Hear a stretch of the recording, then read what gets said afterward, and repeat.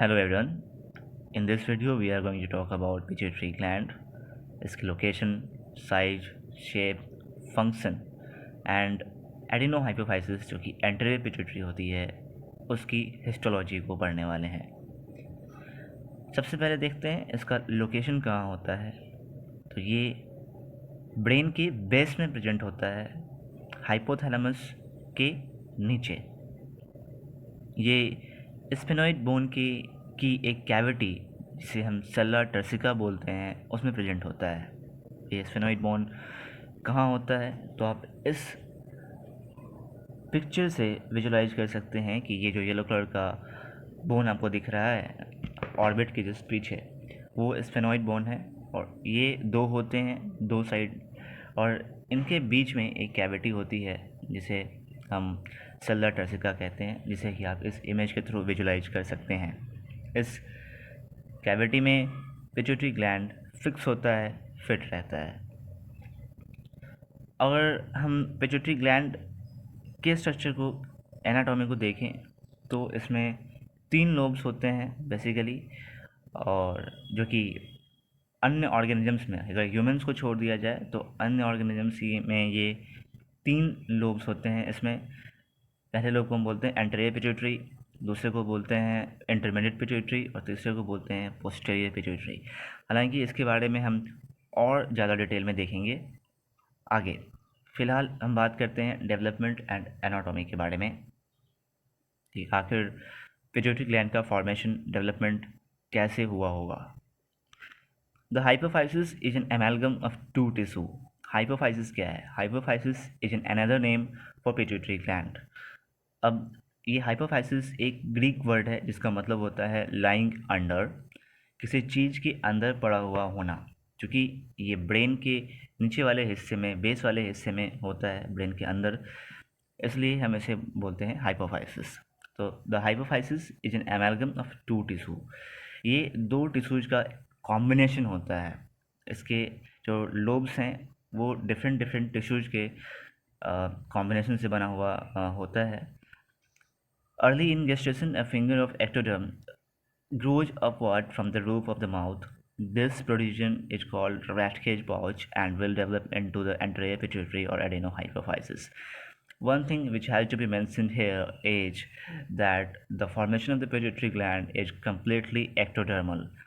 इसका जो फॉर्मेशन है वो completely ectodermal होता है, और gestation पीरियड में, एम्ब्रायो पीरियड में, जब ऑर्गन का डिफ्रेंशिएशन हो रहा होता है उस वक्त एक एक्टोडर्म का फिंगर लाइक प्रोजेक्शन हमारे जो ये ओरल कैविटी है, इसका जो रूफ है, मतलब जो मुंह की छत है, वहाँ से एक प्रोट्रूजन निकलता है फिंगर लाइक, और वो ऊपर की ओर जा रहा होता है ब्रेन की ओर। और जैसे जैसे वो ऊपर की ओर बढ़ रहा होता है उसका ग्रोथ, वैसे वैसे वो ये जो रूफ ऑफ ओरल कैविटी है उससे उसका संपर्क टूटता जाता है, छूट रहा होता है, और ये ऊपर की ओर ग्रो कर रहा होता है। इस प्रोट्रूजन को हम बोलते हैं रैट केज पाउच, और यही बाद में चल कर के एंटेरियर पिट्यूटरी और एडेनोहाइपोफाइसिस में डेवलप हो जाएगा। At the same time that rat cage pouch is developing, another finger of ectodermal tissues evaginates ventrally from the diencephalon of the developing brain. This extension of the ventral brain will become the posterior pituitary or neurohypophysis. Diencephalon fore brain का एक posterior part होता है जिसके अंदर epithalamus, thalamus, hypothalamus और mid brain का third ventricle आता है। जैसा कि आप जानते हैं कि मिड ब्रेन में 4 वेंट्रिकल्स होते हैं, उसमें से जो थर्ड वेंट्रिकल है वो डायएंसेफेलॉन के अंदर आता है। यहीं से एक दूसरा इवेजिनेशन या फिर दूसरा ग्रोथ आप कह सकते हैं न्यूरल टिश्यू का निकलता है, और ये दोनों बाद में, ये जो रैट के पाउच वाला आउटग्रोथ था और जो थर्ड वेंट्रिकल डायएंसेफेलॉन से आ रहा है, ये दोनों बाद में एक दूसरे से ज्वाइन हो जाते हैं, मिल जाते हैं, कंबाइन हो जाते हैं और पिट्यूटरी ग्लैंड का फॉर्मेशन हो जाता है। Ultimately the 2 tissues grow into one another and become tightly opposed, but their structure remains distinctly different. जो इसका ओरिजिन है वो बिल्कुल डिफरेंट होगा, क्योंकि ये जो डायएंसेफेलॉन से जो आउटग्रोथ आ रहा है वो उसका वो जो टिश्यू है वो न्यूरल टिश्यू का आउटग्रोथ है, और ये जो ओरल कैविटी के रूफ से जो आउटग्रोथ जा रहा था उसको ग्लैंडुलर टिश्यू का आउटग्रोथ है। ये दो अलग अलग टिश्यूज हैं। So their structure remains distinctly different, reflecting their differing embryological origins. जैसा कि आप इस पिक्चर के थ्रू विजुलाइज कर सकते हैं कि ओरल कैविटी के रूफ से एक आउटग्रोथ जा रही है ऊपर की ओर, जिसे हम बोलते हैं रैटकेज पाउच, और डायनसेफेरॉन से भी एक आउटग्रोथ निकल कर आ रही है, और ये दोनों एक दूसरे के साथ जाकर के मिल जाते हैं।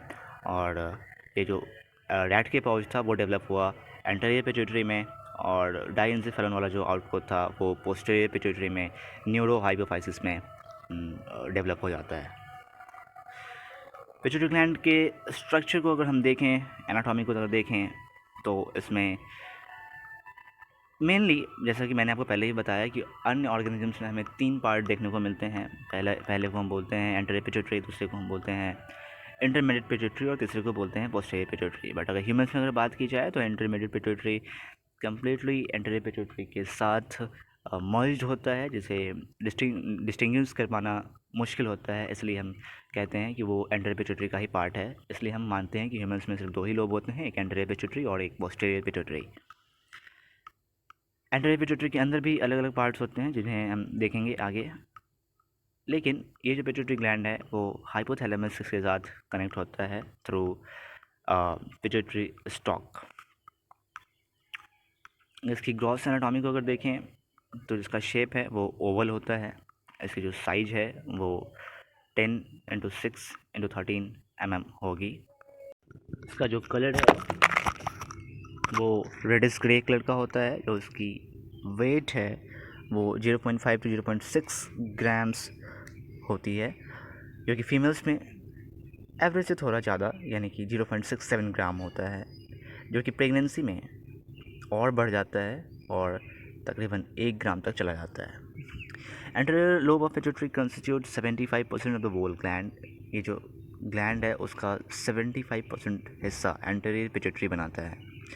Anatomically, 2 lobes are seen with a distinct intermediate lobe in some animals. We already have seen this, and these 2 lobes are anterior lobe adenohypophysis and the posterior lobe which is neurohypophysis. We also have seen it, but the thing is कि आपको ये याद रखना है कि anterior lobe को हम एडेनोहाइपोफाइसिस भी बोलते हैं और पोस्टीरियर लोब को हम न्यूरोहाइपोफाइसिस भी बोलते हैं। अब हम देखने वाले हैं histologically based on the type of cells present, और किस प्रकार से स्टेन को लेता है। इन सब बेसिस पे हम देखेंगे पिट्यूटरी ग्लैंड को क्लासीफाई करने की कोशिश करेंगे इसके पार्ट्स को। वैसे एनाटॉमिकली हमने इसे 2 पार्ट्स में बांटा था, एंटीरियर पिट्यूटरी में और पोस्टीरियर पिट्यूटरी में, बट हिस्टोलॉजिकली ये और भी अन्य भागों में टूटेगा, मतलब क्लासीफाई किया जाएगा। एंटीरियर पिट्यूटरी में 3 रीजन्स होते हैं। पहले को हम बोलते हैं पार्स डिस्टालिस, दूसरे को बोलते हैं parse tuberalis and pars intermedia तीसरे को बोलते हैं। पोस्टीरियर पिट्यूटरी में भी 3 पार्ट्स होते हैं। पहले को बोलते हैं पार्स नर्वोसा, दूसरे को बोलते हैं मिडिन एमिनेंस और तीसरे को बोलते हैं इनफंडिबुलम। इन जो पोस्टीरियर पिट्यूटरी है, इनके 3 पार्ट्स में से जो पहला पार्ट है यानी कि जो पार्स नर्वोसा वाला पार्ट है वही हार्मोन के लिए फंक्शनल है। बाकी ये 2 पार्ट्स हैं मिडिन एमिनेंस और इनफंडिबुलम, ये हार्मोन्स प्रोड्यूस नहीं करते, तो इन्हें हम नहीं पढ़ रहे होते। ये जो 4 पार्ट्स आप देख रहे हैं, pars distalis, pars tuberalis, pars intermediate and pars nervosa, ये चारों ही हार्मोन प्रोड्यूस करने में मदद करते हैं। अब हम देखने वाले हैं कि हम पार्स डिस्टालिस, चूँकि मैंने पहले ही बताया आपको कि ये जो वीडियो है वो इस चीज़ पे ज़्यादा सेंट्रिक होगा, इस चीज़ पे ज़्यादा फोकस होगा कि हम एडेनोहाइपोफाइसिस की हिस्टोलॉजी को पढ़ रहे हैं। तो एडेनोहाइपोफाइसिस के जो पार्ट्स हैं, pars distalis, pars tuberalis and pars intermedia, जो एंटीरियर पिट्यूटरी के पार्ट्स हैं, इनको हम डिटेल में देखते हैं। तो पार्स डिस्टालिस में भी 3 प्रकार के सेल्स होते हैं। पहले को हम बोलते हैं क्रोमोफोब सेल्स, दूसरे को बोलते हैं एसिडोफिल सेल्स और तीसरे को बोलते हैं बेसोफिल सेल्स। अब आपको ये याद रखना है यहाँ पे कि अगर हम पहले वाले को देखें, chromophobe cells, as the name suggest itself that chromo means होता है कलर और फोब मीन्स होता है डर। मतलब वैसे सेल्स जिनको कलर से डर लगता हो, जो कि कलर को यानी कि स्टेन को नहीं लेते हों, स्टेन नहीं होता हो उनका, उन्हें हम बोलते हैं क्रोमोफोब सेल्स। और वैसे सेल्स जो कलर लेते हैं, जो स्टेन होते हैं, उन्हें हम बोलते हैं क्रोमोफिल सेल्स। तो chromophil cells is again divided into acidophil cells and basophil cells. अभी एसिडोफिल सेल्स और बेसोफिल सेल्स में क्यों डिवाइड किया गया है क्रोमोफिल सेल्स को? क्योंकि कुछ ऐसे सेल्स होते हैं जो कि एसिडिक स्टेन से स्टेन होते हैं और कुछ ऐसे सेल्स होते हैं जो बेसिक डाई से स्टेन होते हैं, इसलिए हम इसे एसिडोफिल सेल्स और बेसोफिल सेल्स बोलते हैं। तो आपको ये याद रखना है कि एक होता है क्रोमोफोब सेल और दूसरा होता है क्रोमोफिल सेल्स। क्रोमोफिल सेल्स के अंदर एसिडोफिल सेल्स और बेसोफिल सेल्स। अब एक चीज़ और यहाँ पे कि क्रोमोफोब सेल्स जो है वो कोई भी हार्मोन नहीं बनाता है। अब हम एसिडोफिल सेल्स को देखें तो इसमें से कुछ ऐसे सेल्स होते हैं जो कि सोमेटोट्रोपिन रिलीज करते हैं और कुछ ऐसे जो लैक्टोट्रोपिन रिलीज करते हैं। तो उस बेसिस पे हम बोलते हैं ना कि एक सोमेटोट्रोपिक टाइप का सेल होगा, एक लैक्टोट्रोपिक टाइप का सेल होगा।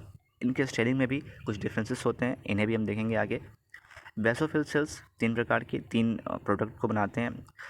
पहला जो थायरोट्रोपिन को बनाएगा उसे हम बोलेंगे थायरोट्रॉफिक सेल्स, दूसरा जो गोनाडोट्रोपिन को बनाएगा उसे हम बोलेंगे गोनाडोट्रॉफिक सेल्स, और तीसरा जो कॉर्टिकोट्रोपिन को बनाएगा उसे बोलते हैं कॉर्टिकोट्रोपिन सेल्स। इनके भी स्टेनिंग में थोड़ा अंतर होता है जिसे हम देखेंगे डिटेल में। ये जो पार्स ट्यूबरलिस है ये क्यूबोइडल कॉलमनर सेल से बना हुआ होता है और ये इसका काम सिर्फ कनेक्ट करना होता है। वो जो आपने स्टॉक देखा था पिट्यूटरी का जो कि हाइपोथैलेमस को पिट्यूटरी ग्लैंड से कनेक्ट करता है, वहाँ भी ये रीजन होता है पार्स ट्यूबरलिस वाला रीजन, और इसका काम सिर्फ कनेक्शन में है और ये क्यूबोइडल कॉलमनर सेल से बना हुआ होता है। नेक्स्ट हम बात करते हैं पार्स इंटरमीडिया के बारे में। जो पार्स इंटरमीडिया है उसमें वेसिकल्स होते हैं, सिस्ट्स होते हैं, पॉलिकल्स होते हैं जो कि कोलोइडल मटेरियल से फिल्ड होते हैं और उनके चारों ओर क्यूबोइडल एपिथेलियल सेल्स होते हैं जो कि उन्हें घेरते हैं। ये जो सिस्ट है ये रिमाइंडर होता है रेड के पाउच का, और ये जो है वो मेलाटोनिन स्टिमुलेटिंग हार्मोन्स को प्रोड्यूस करते हैं पार्स इंटरमीडिया। तो ये था पिट्यूटरी ग्लैंड को हम कैसे क्लासीफाई करते हैं हिस्टोलॉजिकली। अब हम एक एक सेल्स को देखेंगे कि वो कौन कौन सा स्टेन लेता है, किस किस स्टेन से स्टेन होता है, और उसमें कुछ ग्रैन्यूल्स प्रेजेंट होते हैं, उनके बारे में देखेंगे उनका क्या फंक्शन है और कौन कौन से हार्मोन्स ये प्रोड्यूस करते हैं और कितना इनका कंट्रीब्यूशन होता है पूरे ग्लैंड को बनाने में। तो इन सब चीज़ों के बारे में देखेंगे थोड़ा डिटेल में। और इससे पहले मैं एक चीज़ यहाँ बताना चाहता हूँ पार्स ये पिट्यूटरी स्टॉक के बारे में। ये जो पिट्यूटरी स्टॉक है वो इसमें न्यूरोलॉजिकल सेल्स होते हैं और इसके अंदर ब्लड वेसल्स नर्व फाइबर्स होते हैं, और ये जो है ये एंटेरियर पिट्यूटरी को हाइपोथैलेमस के साथ कनेक्ट करता है विद द वास्कुलर कनेक्शन, मतलब ब्लड वेसल्स के कनेक्शन के साथ, और जो हाइपोथैलेमस है वो पोस्टीरियर पिट्यूटरी के साथ कनेक्ट होता है थ्रू न्यूरल कनेक्शंस, मतलब कि न्यूरॉन्स का डायरेक्ट कनेक्शन होता है। ये हाइपोथैलेमस के जो सेक्रेशंस होते हैं उसे पिट्यूटरी ग्लैंड के अंदर भेजता है। एक बात और, ये भले ही पिट्यूटरी ग्लैंड मास्टर ग्लैंड कहलाता हो लेकिन इसका भी मास्टर हाइपोथैलेमस होता है। हाइपोथैलेमस के डायरेक्शंस मिलने के बाद ही पिट्यूटरी ग्लैंड किसी हार्मोन को रिलीज करता है। तो वो जो फैक्टर्स हैं, जो हार्मोन्स हैं, वो हाइपोथैलेमस से पिट्यूटरी ग्लैंड में पहुंचाए जाने का काम पार्स ये पिट्यूटरी स्टॉक करता है। इसको हम इंफंडिबुलम भी कहते हैं। इसमें कुछ दो सेट ऑफ पोर्टल वेन्स होते हैं। पोर्टल वेन्स वो होते हैं, एक पोर्टल सिस्टम जो है वो क्या होता है, वो कैपिलरी बेड्स का सिस्टम होता है, कैपिलरी का सिस्टम होता है। तो इसमें दो कैपिलरी बेड्स होते हैं, जो एक होता है हाइपोथैलेमस में, एक होता है आपका ये एंटेरियर पिट्यूटरी में। तो जो फर्स्ट सेट है वो जो चीज़ रिलीज कर रहा है हाइपोथैलेमस उसको उठा करके फिर सेकेंड सेट में भेजेगा जहाँ पे एंटेरियर पिट्यूटरी है वहाँ पर। और न्यूरल हाइपोफाइसिस के बारे में, पोस्टीरियर पिट्यूटरी के बारे में बात करें तो वहाँ पे न्यूरल कनेक्शंस होते हैं और जो हार्मोन्स डायरेक्टली हाइपोथैलेमस से प्रोड्यूस किए जाते हैं जैसे कि वैसोप्रेसिन है या ऑक्सीटोसिन है, ये इन दोनों हार्मोन्स को डायरेक्टली रिलीज कर दिया जाता है न्यूरो हाइपोफाइसिस के पास। और न्यूरो हाइपोफाइसिस में जो पार्ट्स ये जो हमने देखा था नर्वोसा वाला पार्ट है वो उसे स्टोर करता है और रिलीज करने का काम करता है। तो ये था पिट्यूटरी ग्लैंड के बारे में एक ओवरव्यू।